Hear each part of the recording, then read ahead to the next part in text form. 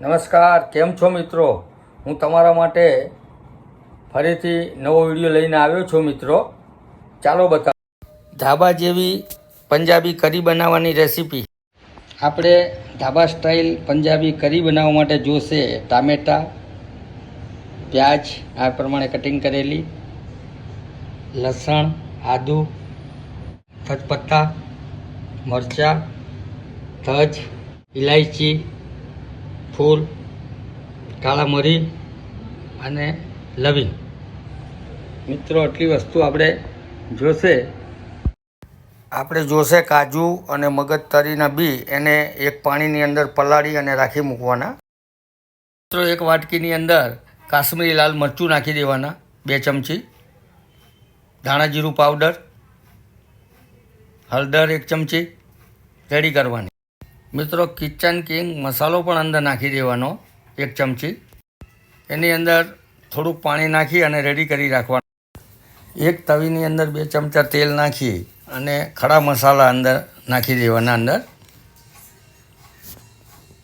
અને હલાઈ મિક્સ કરવાનું.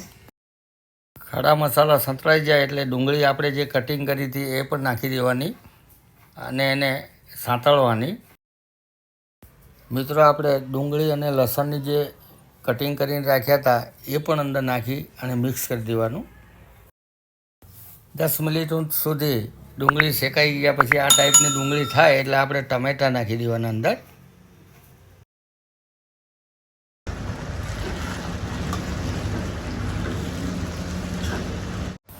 ટામેટાં નાખ્યા પછી આપણે એને ઉપર ઢાંકી દેવાનું જેથી જલ્દી ચડી જાય.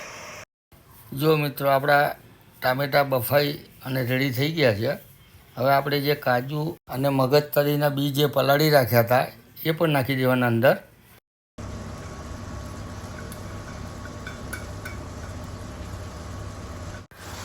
નાખ્યા પછી હલાઈ અને મિક્સ કરી દેવાનું.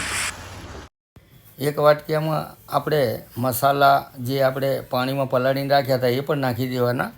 મરચાં, ગરમ મસાલો, કસ્તુરી મેથીને પણ હાથથી મસળી અને અંદર નાખી દેવાની.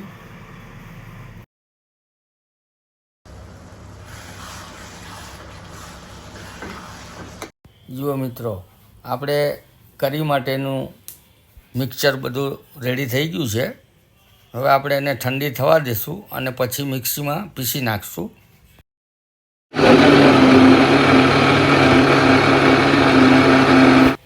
જુઓ મિત્રો આપણી ગ્રેવી પીસી અને રેડી થઈ ગઈ છે મિક્સીમાં.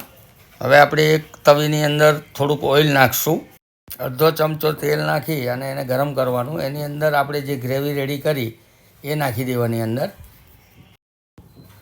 ધીમા તાપે ગ્રેવીને આવી રીતે ચડવા દેવાની અને હલાવતા રહેવાનું. મિત્રો ગ્રેવીમાં આપણે મીઠું નહોતું નાખ્યું એટલે માપસર મીઠું નાખી દેવાનું, 2 થી 2.5 ચમચી. 1.5 ચમચી હળદર નાખી દેવાની. 1 થી 1.5 ચમચી કાશ્મીરી લાલ મરચું કલર આવે એના માટે. ધનિયા પાવડર 2 ચમચી. 1 ચમચી જીરું પાવડર નાખી દેવાનો અંદર. બધું નાખ્યા પછી મિત્રો એને હલાવી અને મિક્સ કરી દેવાનું. મિત્રો આપણે તેલની ઉપર તરી આવે ત્યાં સુધી ધીમા તાપે ચડવા દેવાની. જુઓ મિત્રો આપણી ગ્રેવી રેડી થઈ ગઈ છે. 14 થી 15 સબ્જી પંજાબી બનાવી શકાય છે અને 15 દિવસ માટે ગ્રેવીને કશું થતું નથી.